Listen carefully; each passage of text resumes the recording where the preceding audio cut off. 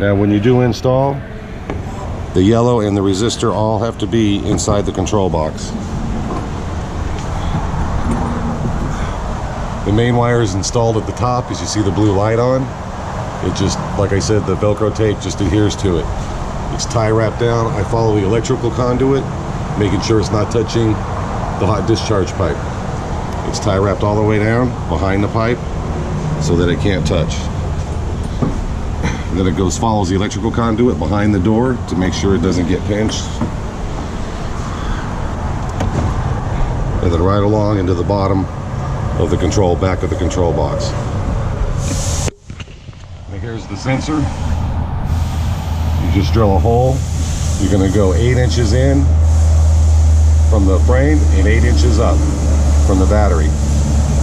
This puts it in a perfect position where it's going to be protected in the bunker wall.